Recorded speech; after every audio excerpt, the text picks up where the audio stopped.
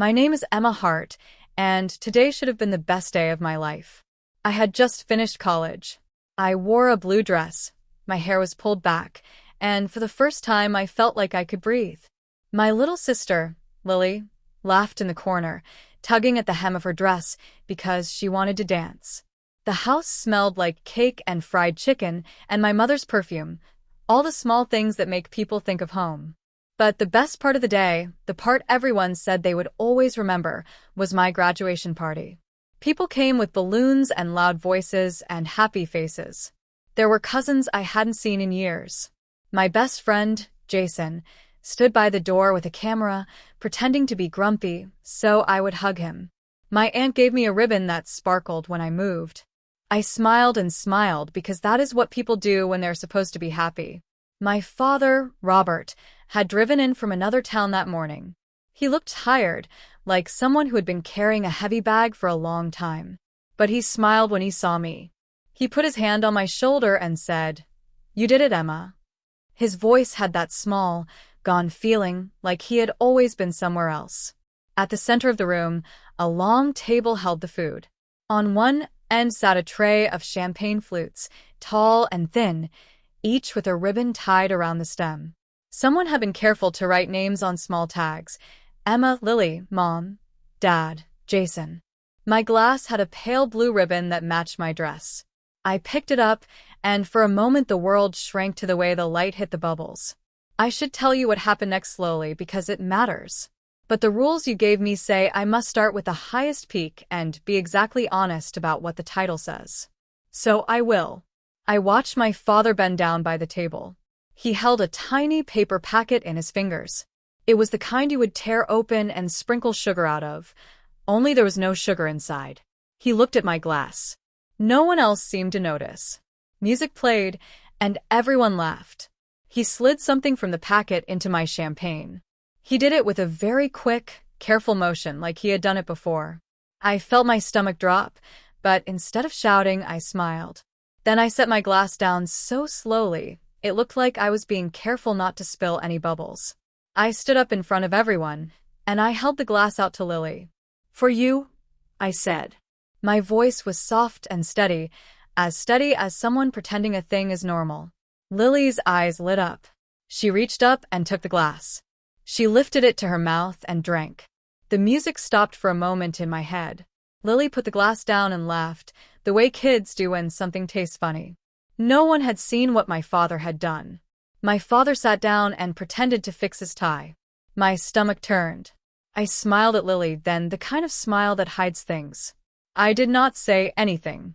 I walked back to my seat and clapped because everyone started clapping. But inside, my head was 1,000 little alarms going off at once. I could not tell you why my father would do such a thing. I could not tell you whether the powder would do something terrible right away or slowly or not at all. All I knew was that I had just watched my father put something in my glass, and I had just given that glass to my sister. The room felt very loud and cold. I could hear my own heartbeat like someone drumming very fast in a room that used to be warm. My whole life became the space between the moment Lily drank and the next breath. And then a guest told a joke, and everyone laughed, and I pretended to laugh too. That is how secrets live. They hide under laughter. After that first moment, everything that happened before it began to make sense in small, painful ways. So I will tell you how we got there. The days and small cracks that led to this sharp, terrible moment. I grew up with a father who was never angry in loud ways. He did not scream or throw things. He was quiet. He gave me math help at the kitchen table when I was 7. He taught Lily how to ride a bike. He took us to the park and brought 2 orange popsicles because he said one was for me and one was for the little dictator, which made Lily giggle and me roll my eyes. People said he was steady and reliable. That was why it was harder to understand the way he moved now, like a man who had been waiting too long to do something he had promised himself he wouldn't. My parents divorced when I was 14. The court papers said irreconcilable differences, which is a grown-up way of saying 2 people stopped being kind. My mother moved into a small apartment near the university. My father kept the house and called on Sundays. He sent checks for school supplies and birthday gifts. He told us he was busy and needed time to find himself. In the small ways that hurt a child, he left. He left and came back like the tide, sometimes near, sometimes far, never steady. After the divorce, I watched my mother become small and tired, and I watched Lily become loud to make up for her sadness. I watched bills pile up on the kitchen table. I watched Mom cry into the phone late at night. When I decided to go to college, Mom cried in the car for a long time, but she smiled at me and said, "Go, Emma. Make your life clean and bright." She meant it. She had always meant it. Through college, I worked and studied and stayed awake on nights when the world was quiet. My father called a few times each semester. He asked about homework in a way that made my chest tighten because he had not been there for the hard parts. He cheered when I passed a test. He came to my recital once. He never stayed very long. When I graduated, I wanted everyone there. I wanted the past to be fixed into one bright moment where everything that went wrong would be forgotten and covered with ribbons. That is a childish thing to want, but I still wanted it. Mom made the cake. Lily made a paper crown for me. My friends brought a playlist, and Jason practiced a prank on me that I laughed at because it was silly and harmless. My father said he would come if he could. Then he emailed 2 days before and said he would definitely be there. Mom told him if he came late it would be fine. She would make him some food. When Dad walked in that morning, I felt a brief rush of relief. Maybe people could change. Maybe he could be the father I had imagined. But before the party, I saw him talk to my aunt in the hallway. My aunt's voice was soft and low, and she looked at him like she had seen something in his face she did not like. Aunt June always had a way of looking at people that made them feel small and then ashamed. I thought maybe she told him to smile. I thought maybe he had always been tired and would be okay. The morning of the party, I also found a small note in the pantry wrapped around a jar of sugar. It wasn't my handwriting. It was a folded note with just 2 words. Be careful. I shoved it in my pocket because it felt like something sharp. I tried to forget it all day. I told myself notes could mean anything. I told myself people worry for nothing sometimes. But I kept the note in my pocket like a stone. On the way to the table, my hands shook a little. Lily had been practicing a cheer just for me, and she kept saying, "For Emma, for Emma." And she would then hop and clap and put both hands to her face like she was seeing fireworks. It was so simple and beautiful, and it made me want to throw my arms around her and never let go. I wanted to circle the party with my arms and pull all the happy things in and make the world stay like that forever. That desire to hold on is what made me choose to smile when I saw the powder. Part of me hoped it was a sugar trick or glitter or a medicine for my headache. Part of me thought maybe I was being silly. But there was a sliver of cold, logical thought that told me it could be something worse. If it was something bad, I did not want Lily to be the one to pay for my father's secret. So I did something that felt like both cowardice and bravery. I smiled and gave the glass to Lily. I pretended the world was safe. I pretended that a father who had been gone could not do such a quiet, wicked thing. I pretended to be a daughter who trusted. Lily drank and laughed and asked for a second piece of cake. She put frosting on her nose and made faces at Jason, who took a picture. Everyone cheered when I blew out a single candle on a tiny cupcake someone had made for me. The air seemed to breathe again. Then a little thing happened that felt like a turning page.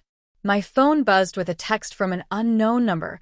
Sometimes the people who smile the kindest hide the sharpest things. I looked up, but no one else had their heads turned.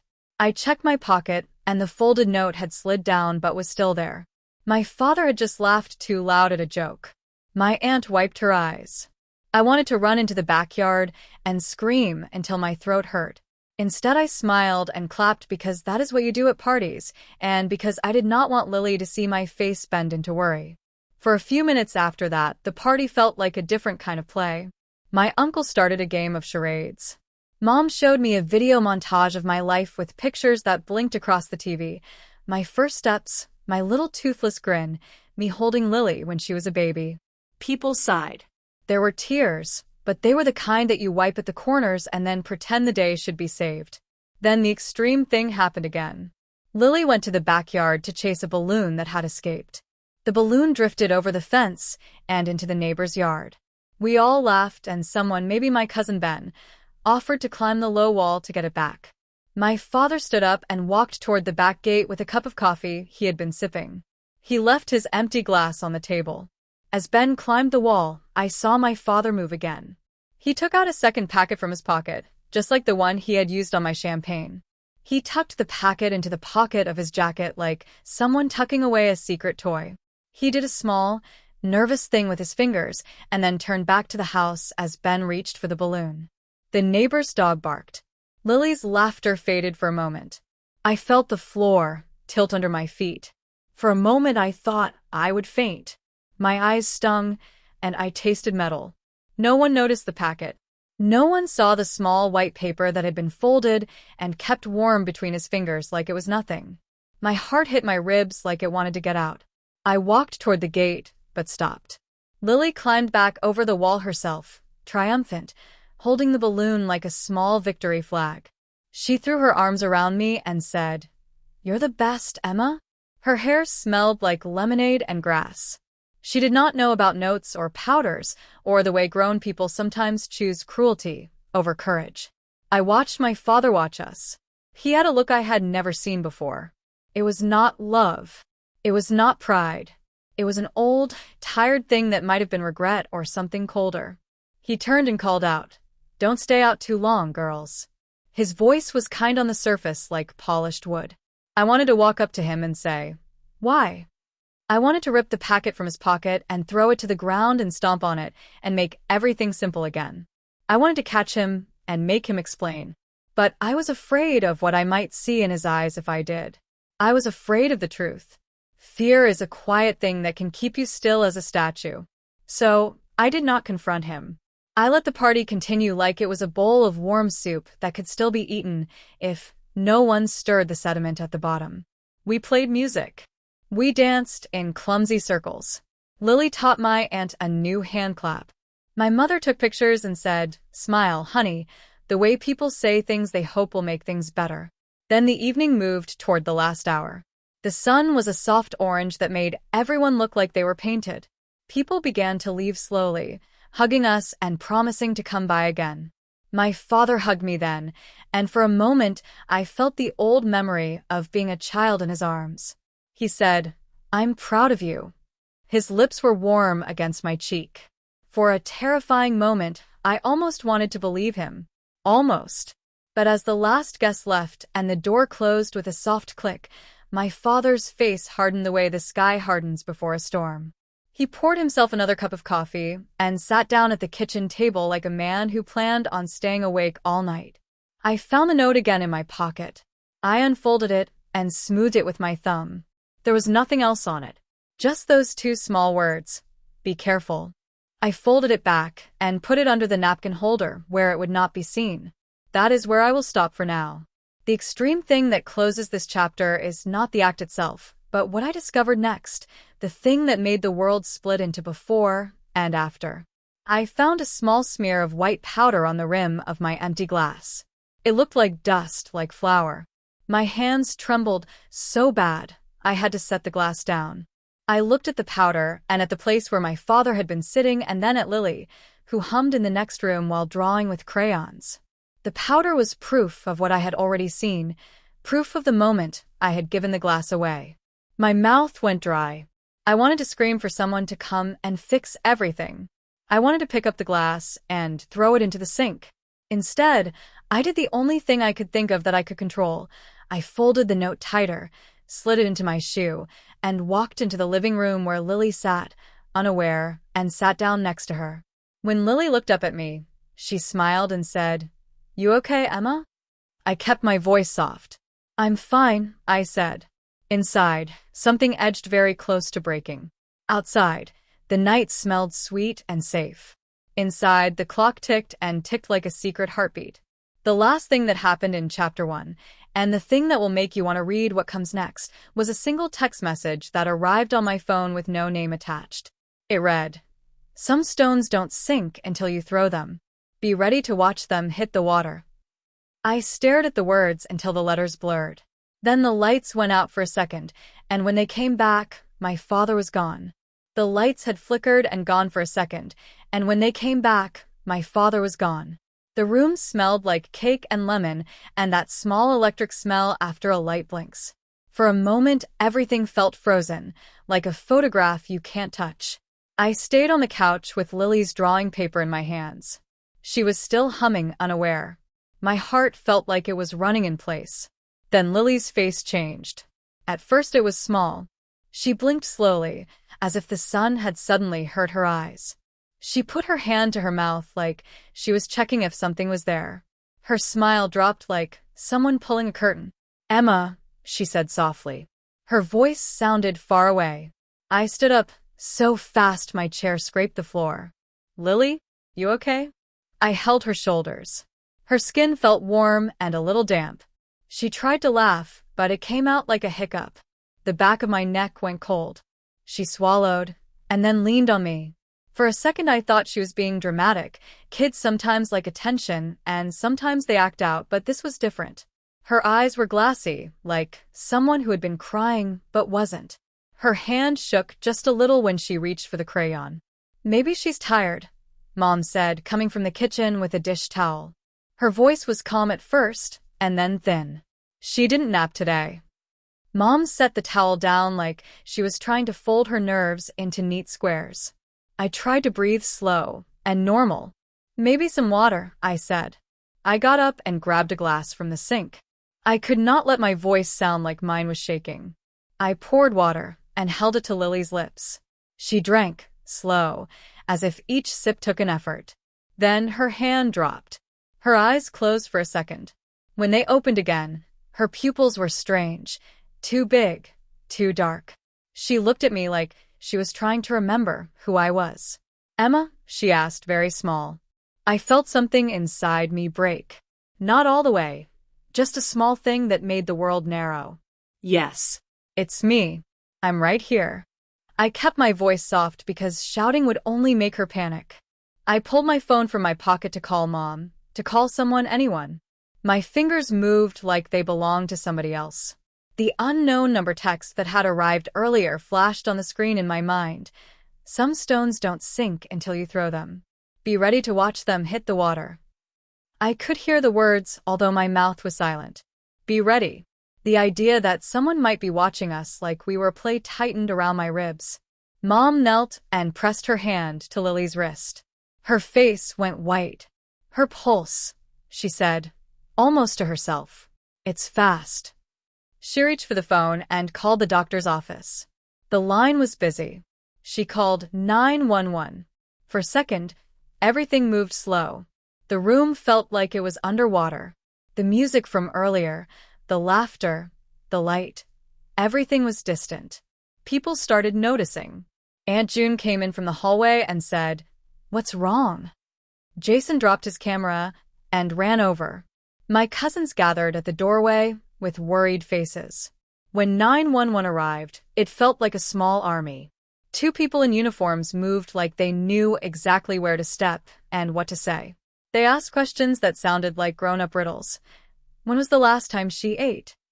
Any allergies? Any medications? I answered because I had to, but inside, I was screaming for time to stop. They checked Lily and gave her oxygen. Her breathing was shallow, like someone whispering while asleep. They put a monitor on her, and numbers started blinking. The red dot counting heartbeats made a sound like a small drum. I told them about the champagne glass, the one I had given to her. I told them that I had seen my father put something into my glass before I gave it away. I told them about the small packet and how I had found a white dust on my rim. My words felt like loose stones being piled on a table. People listened with faces that were polite and worried at the same time. The paramedics did not look surprised. They worked quickly and with hands that did not tremble. One of them asked me where my father had been sitting. I pointed to the kitchen table. They wrote it down, and one of them asked if anyone had seen him leave. Someone said the lights flickered, and when they came back, he was gone. The paramedics' jaw tightened like someone trying to lock a door with their teeth. They said they would take Lily to the hospital for tests and that she might be kept for observation. I felt a cold slip under my skin as they carried her out on a stretcher. I held her hand until they put the blanket up to her chin. Her fingers were cool and soft. She squeezed my hand once, and then her eyes closed. As the ambulance doors closed, I remembered the note folded in my shoe. I had shoved it there like a secret. I took it out and smoothed it on my knee. The words were still simple. Be careful. I had no idea who had left it, but it had been right. When the ambulance left with its siren noisy and sharp, the house felt empty in a new way. People moved like they were wearing shoes that were too big. Mom leaned against the counter and clutched the towel. Jason stood outside on the porch and smoked even though he didn't normally smoke. Aunt June sat down too hard in a chair. I wanted answers like a child wants a flashlight in the dark. I wanted someone to say, "It was nothing, don't worry." But the look on the paramedic's face told me it wasn't nothing. I wanted to go after the ambulance. I wanted to run to the hospital and not let anyone touch Lily. But I had to be the one to stay and ask questions, to find truth in the corners of the house. That is what being older sometimes meant, being brave in ways that are quiet. After the ambulance left, I searched the kitchen table like a detective in a movie. I wiped things with a napkin and looked for anything that seemed wrong. The tray of champagne glasses sat like pale soldiers. I picked up my empty glass and saw the small smear of white powder on the rim again. I put my finger to it. It felt like flour. I did not taste it. I did not want to. My hands were shaking. Then I found another trace, on the inside of the small packet my father had tucked into his jacket. I had not seen him tuck it away.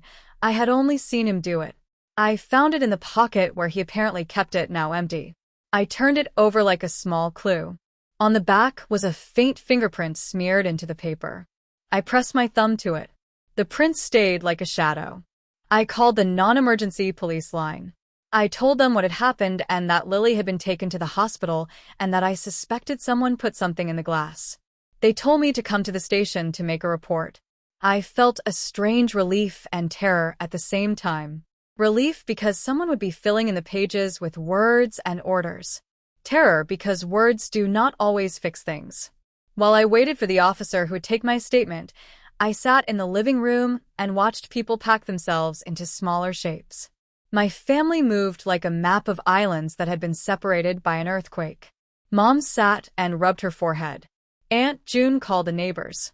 A cousin tried to find the balloon that had flown away earlier in case it meant something. People did small, busy things to keep the world from noticing the holes.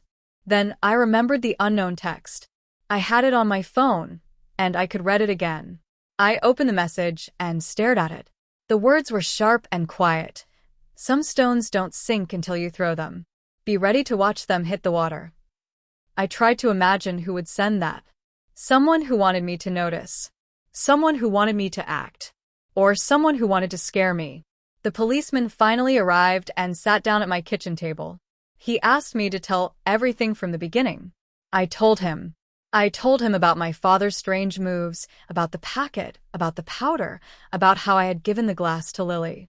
I did not leave out anything, and each small fact felt heavy. He took notes with a careful pen and asked the kind questions. Did the father have any enemies?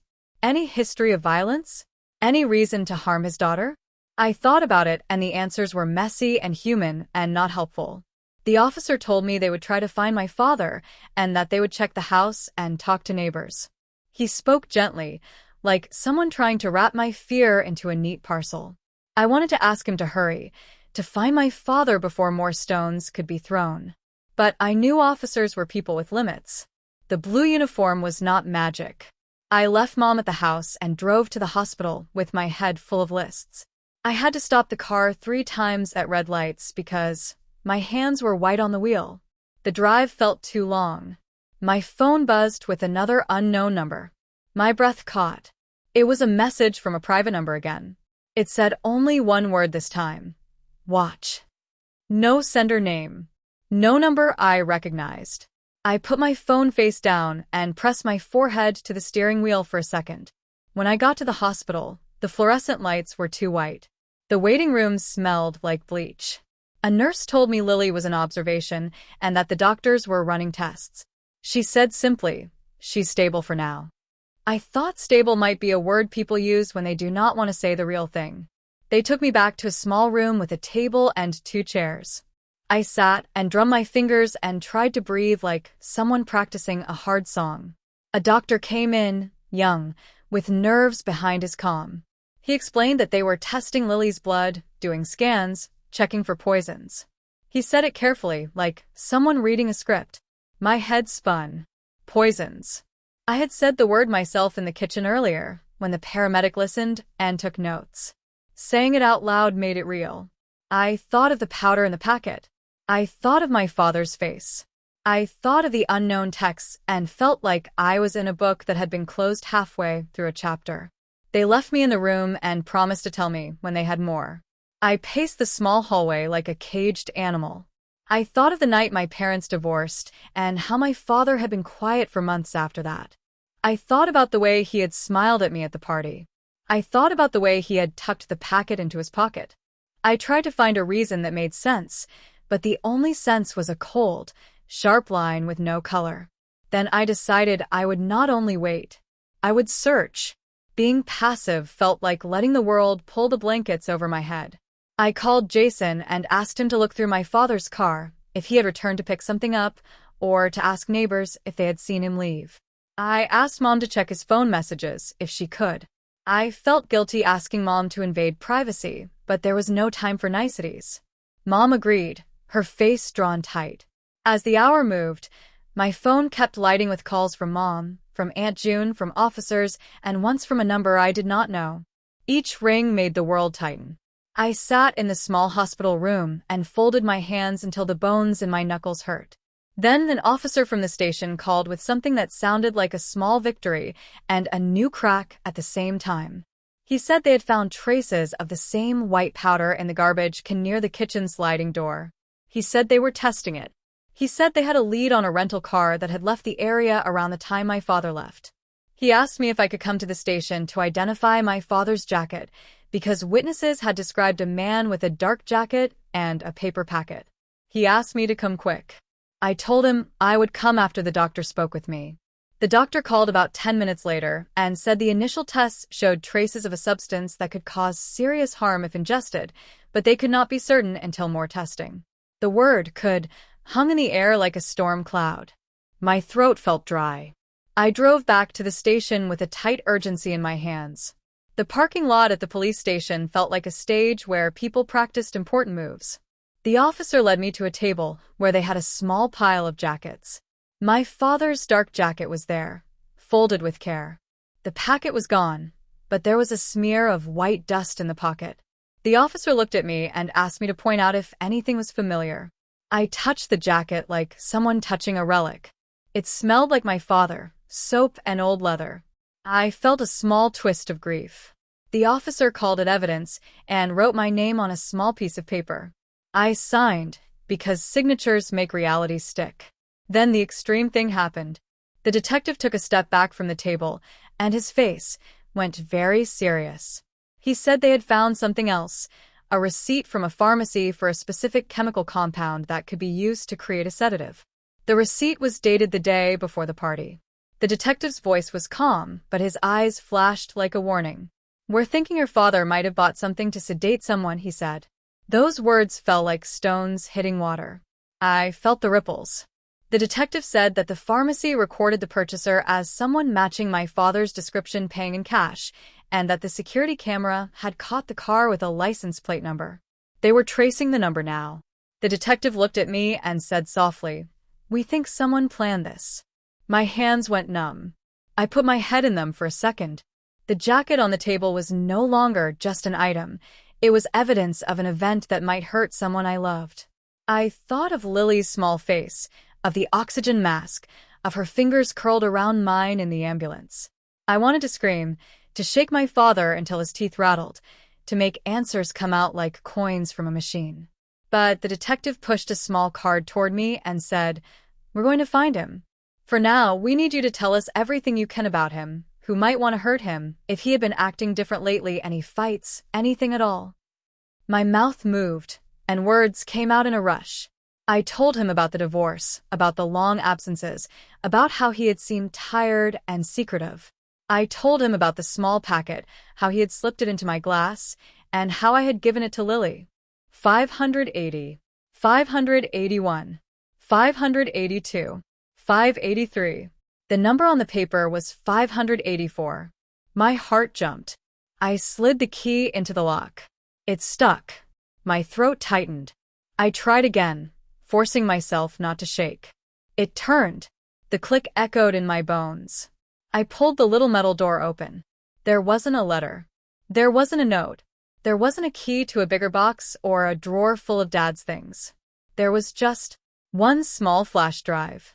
Black. Plain. Cheap. Like something someone could buy at a gas station. My fingers tingled as I picked it up. I shut the metal door and backed away like the box might jump. A flash drive. From my father. Hidden in a P.O. box. Right before my graduation.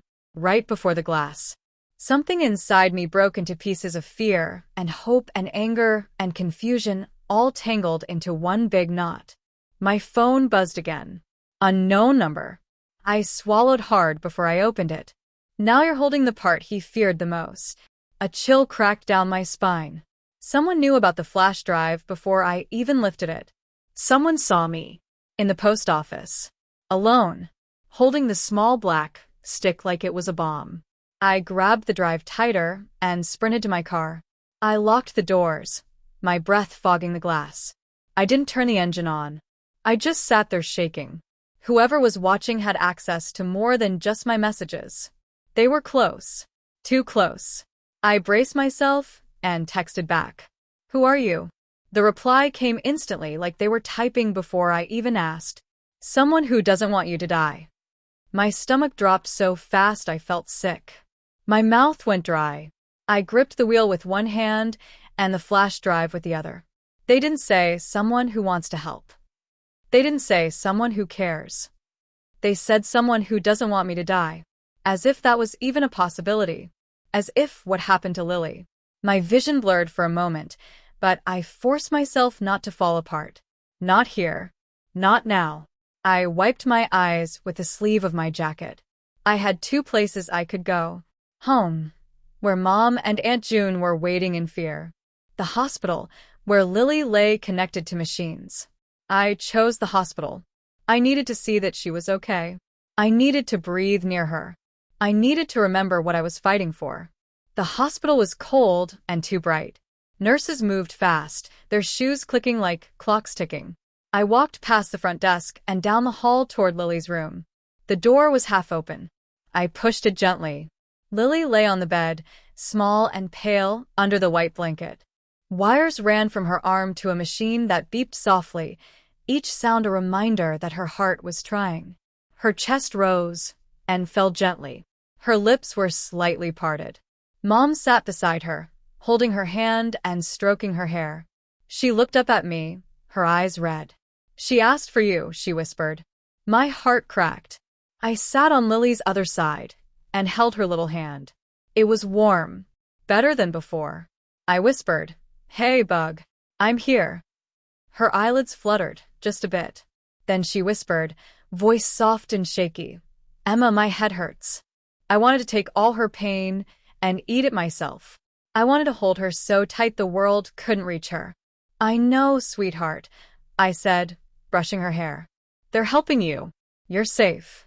But her breathing changed. Her fingers twitched. Her eyes rolled upward, for just a second. The monitor beeped quicker. Mom gasped. A nurse rushed in. Then another. Their faces shifted from calm to urgent. Ma'am, please step aside. Is she okay? I cried, standing up so fast my chair scraped. Mom grabbed my arm. Emma? They were checking her vitals. They were adjusting machines. They were calling the doctor. Words like oxygen and reaction and increased dosage bounced through the air. The room shrank. My lungs shrank with it. The nurse pressed a button and more staff rushed in. A doctor shouted orders. Lily's tiny body trembled. Mom began to sob. My heart flipped upside down. I wanted to run. I wanted to scream. I wanted to tear the whole building apart. I wanted to call my father and ask him why. Why did he do this? Why did he put that powder in the glass? Why did he smile afterward? Why did he look at me like he was saying goodbye? But before I could speak, before I could breathe, I froze. Everyone froze. Mom let out a scream that tore through my bones. The doctor shouted, "We're losing her. Move back." The alarm in Lily's hospital room screamed through the air like a ripped-open nightmare. Sharp. Loud. Unforgiving. The doctor moved so fast it was like the world had jumped forward. Nurses rushed around the bed, their hands flying, their voices layered over one another. "Check her oxygen, now. Push the next dose. Get respiratory in here, move." Mom grabbed my arm so hard her nails dug into my skin. She didn't even feel it. Her eyes were wide and wild, full of fear that had no place to hide. Emma, what's happening to her?" she cried. I couldn't answer. I couldn't move. I could barely stand. The alarm glowed red, pulsing in time with my heartbeat. Fast, too fast, like the room was shrinking into a tiny box around us. I felt heat behind my eyes. I felt my lungs stop and start. I felt like I was watching my world break open, and I was powerless to stop it. But then, just when the doctor lifted a hand and shouted for a cart, just when Mom choked on another sob, just when I thought the worst was about to happen, the machine softened. The alarm slowed. The red light faded to a dull, steady blink. The beeping found a rhythm again. Steady. Alive. The doctor held up a hand. "Her vitals are stabilizing." Mom fell into the chair and cried harder, this time with relief. My knees almost gave out. Lily's breathing evened out. Her eyelashes fluttered. Her fingers relaxed in the doctor's hands. "She's responding," one of the nurses said quietly. "It was a sudden dip, but she's stabilizing again." My breath finally came, sharp and painful like I had been holding it underwater. I covered my mouth and whispered, "Thank God. Oh, thank God." But the doctor turned toward me, his face serious, too serious for comfort. "We need to talk privately," he said. "Now." He led me into a tiny consultation room with bright lights and walls that felt too close. Mom stayed with Lily. I wasn't sure if leaving them was smart, but the doctor insisted. He closed the door gently, and for a moment, the silence was louder than the alarm had been. "Emma," he began carefully, "your sister's reaction wasn't random. We found something in her blood that doesn't match any medication or food she consumed today."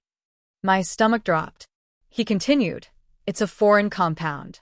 A sedative, mixed with something else we haven't identified yet." My throat tightened. So the champagne? "We won't know until we run more tests," he said. "But based on her symptoms, it's very possible she ingested something earlier that caused her initial reaction. It built up. Then it crashed." I forced myself to stand still. "Will she be okay?" "She's strong," he said. "Right now, she's stable." But this wasn't an accident. I closed my eyes. My father's fingers. The packet. The powder. Lily drinking. The unknown text messages. The flash drive in my pocket felt suddenly heavier. The doctor lowered his voice. "Doctors are required to report suspicious poisoning cases. The police will be more involved now." I nodded slowly. I already knew they would. I already knew this wasn't just a medical situation. It was something darker. Something intentional. And the only person who could tell me why I was running from everyone. I left the consultation room and walked back to Lily's bedside. Mom hugged me, trembling, and I held her tight. "She scared me to death," she whispered. "I know, Mom." My voice cracked. "I know." For the next hour, Lily slept while machines hummed. Mom prayed quietly. Nurses checked vitals. The hospital felt like a giant chest rising and falling around us, breathing in fear and breathing out hope. But my mind couldn't rest. Not with the flash drive burning a hole in my pocket. Not with those messages. Not with my father's empty chair at the party haunting me. Something in that P.O. box was meant to explain everything. Or destroy it. I didn't know which. I finally stepped out into the hallway and called Jason. He answered on the first ring. "Emma?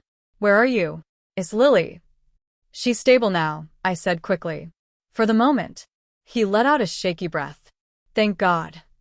But listen, I whispered, checking both ends of the hall. I found something. A key. A P.O. box. And inside it, there was a flash drive. A flash drive?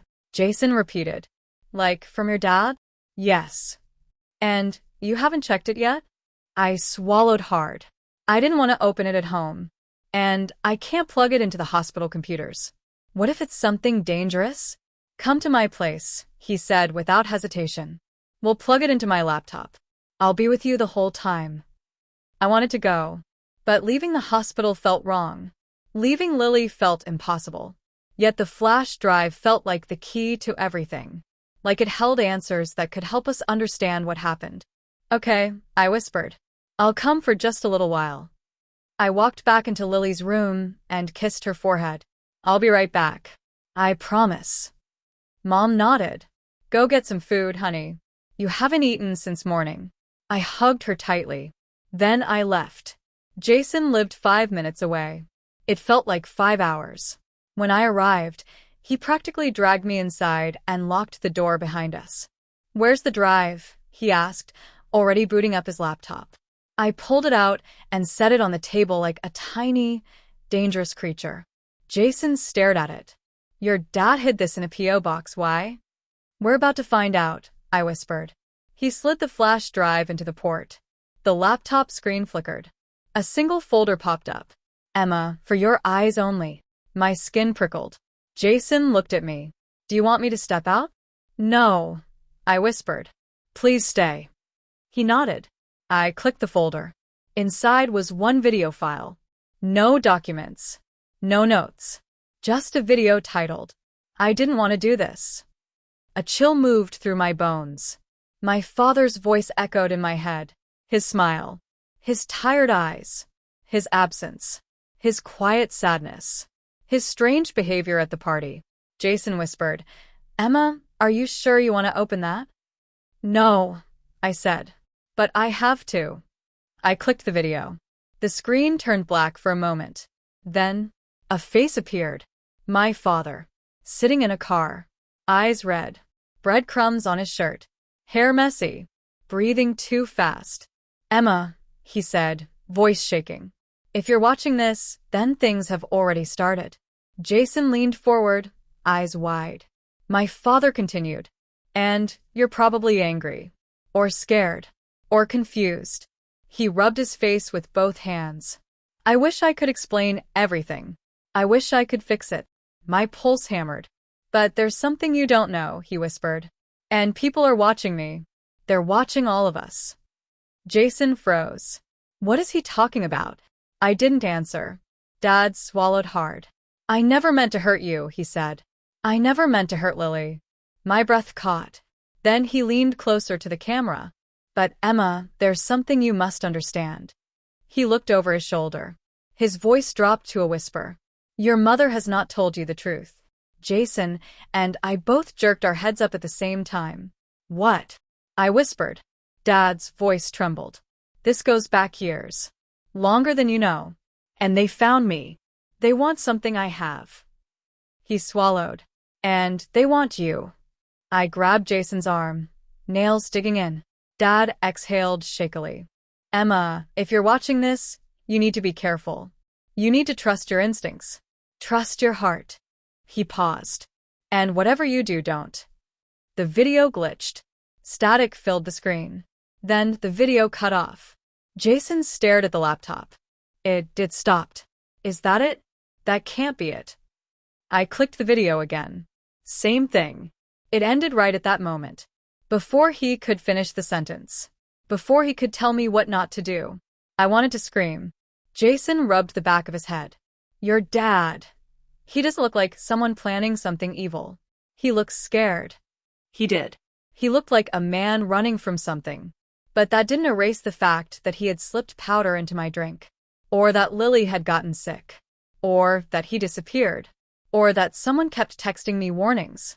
Before I could gather my thoughts, my phone buzzed. Unknown number. Jason, and I stared at the screen. My hands shook as I opened the message. You shouldn't have watched the video. A second message arrived instantly. They know. Jason backed away from the table. Emma, who is texting you? Before I could answer, a third message came through. This one made the air freeze. Leave the house now. I looked at Jason. His face drained of color. We both turned toward the front window. A shadow moved past the glass. Someone was standing outside. Jason and I froze at the same time. The shadow outside the window wasn't moving randomly. It wasn't someone walking by. It wasn't a trick of the light. It was a person, standing still, watching the house. My heart slammed against my ribs, so hard I thought it might break through. Jason reached out slowly and pulled me away from the window before the shadow could see us move. Emma, he whispered, we need to get out of here. Now. My phone buzzed again. Another message from the unknown number. Back door. Quiet. Don't run. I didn't know whether to trust the messages or fear them, but someone was standing outside Jason's house. And the video from my father cut off right before he warned me about something. Something important. Something dangerous. Jason grabbed his car keys. We're going to the hospital. We need to be around people, cameras, nurses, somewhere safe. I nodded. My legs felt weak, but I forced them to move. I stuffed the flash drive into my jacket pocket. We slipped out through the back door just like the text said. Every sound felt louder than it should be. Crickets, the wind, our own breaths. Jason kept whispering, stay low, stay close. We walked along his backyard fence, through the thin, narrow path behind the houses, and then out to the next street where his car was parked. When we finally climbed in, he locked the doors instantly and peeled away from the curb. Neither of us spoke for several minutes. Finally, he whispered, Emma, you're not safe at home. Not after this. Not after whatever your dad recorded. I swallowed hard. I know. But Lily. I know, he said softly. We're going to her. The drive to the hospital felt endless, but eventually the glowing emergency sign appeared. I exhaled. Maybe here we could breathe.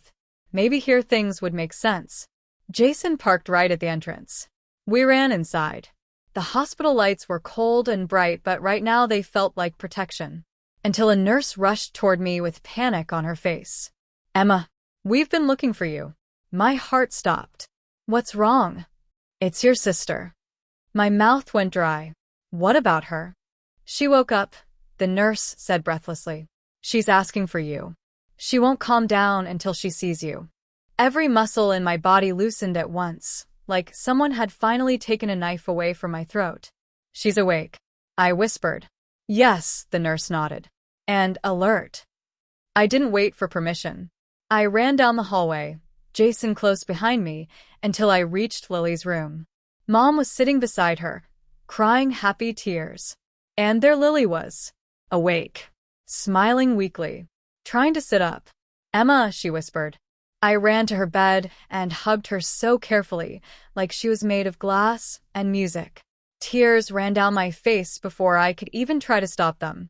You scared me so bad, I whispered against her hair. She giggled softly. I just fell asleep too hard. I shook my head and kissed her forehead. Don't do that again. Her cheeks were warm now. Her color had come back. The monitor beeped steadily. She was safe. Mom touched my arm. The doctors said whatever was in her system is almost out now. She's responding really well. I let out a breath. I didn't know I was holding. Thank God. Jason exhaled too. He leaned against the wall, relief washing over his face. For a few minutes, the room felt calm. Like everything awful had paused. Like we finally had space to think. But calm couldn't stay. Not with everything that had happened. Not with what I still didn't understand. I reached into my jacket and pulled out the flash drive. Jason's eyes widened, but I shook my head softly so he wouldn't panic. Mom, I said quietly, I need to ask you something. She wiped her eyes. Anything, sweetheart. I held the flash drive up. Dad left this for me. In a P.O. box. Hidden. Mom's expression froze. Just for a moment. Just long enough. Jason noticed too. Mom, I whispered carefully. Dad said something in his video. Something about you. Her hands tightened around the blanket. What did he say? He said you haven't told me the truth. A long silence filled the room. Heavy, loaded, suffocating. Finally, Mom closed her eyes. A tear slipped down her cheek. It wasn't supposed to come to this, she whispered. My heart jumped. Mom, what do you mean? She looked up at me, her eyes full of a kind of sadness I had never seen before. Your father wasn't trying to hurt you, she said softly. My breath caught, but I saw him. He put something in my glass. I know, she whispered. But he wasn't trying to poison you, Emma. He was trying to keep them away from you. Jason leaned closer. Them? Who is them? Mom swallowed hard. People your father owed money to. Dangerous people. People who threatened him. And when he couldn't pay, she looked at Lily, then at me. He told them he had something they wanted. Something valuable. A file. Evidence. Names. That flash drive. My chest tightened. So, the video, the warning, the running. He was protecting you, Mom said. And protecting the drive. Jason frowned. But why the powder? Why the glass? Mom closed her eyes, like the memory hurt. He wasn't trying to hurt you. He was trying to make you sick enough that you wouldn't leave the house the next day. He thought it would keep you safe. He thought you'd be too weak to go out. He thought they'd back off if he made you harder to reach. My breath shook. He was going to make me sick? Only for a few hours, Mom whispered. Just long enough to keep you away. It didn't make it right. It didn't make it okay. But suddenly the pieces reshuffled. He wasn't trying to harm me. He was trying to hide me. Jason exhaled slowly. But why did Emma getting sick matter so much? Mom looked at the flash drive. Because they wanted her. She's the only one he trusted with the truth. They knew he hid the evidence with you. They knew you were the key. My mouth fell open. Me? Why me? Mom's voice broke. Because he believed you were the only one strong enough to survive all this. A soft knock sounded at the door. A police officer stepped inside. Emma Hart. Eyes straightened. We found your father, the officer said gently. My heart jumped to my throat. Is he? He's alive, the officer said quickly. He called us from a motel outside town. He's scared, but he wants to talk to you. He says he'll only speak to his daughter. Relief washed over me so fast I almost collapsed. The officer continued. He told us he didn't want to run anymore. He said he wanted to fix this. He wants to explain everything. I nodded slowly. This was the ending. Not a perfect one. Not a clean one. But the truthful one. Where is he now? I asked. The officer gestured toward the hallway. He's waiting in an interview room. Ready to see you. I looked at Lily. She smiled at me, sleepy but safe. I looked at Mom. She squeezed my hand. Go, she whispered. It's time. I looked at Jason. He nodded. I'll be right outside. So I stood, wiping my face, steadying my breath, holding the flash drive tight. I followed the officer down the hall, each step echoing. And when I reached the doorway, I saw a man sitting at the table. My father. He looked up at me with tired eyes. Eyes full of regret, of fear, of love. Emma, he whispered. I'm sorry. And for the first time since everything fell apart, I finally felt the truth wasn't a weapon anymore. It was freedom. It was closure. It was the ending we needed. I stepped into the room, ready to hear everything. Ready to face everything. Ready to begin again.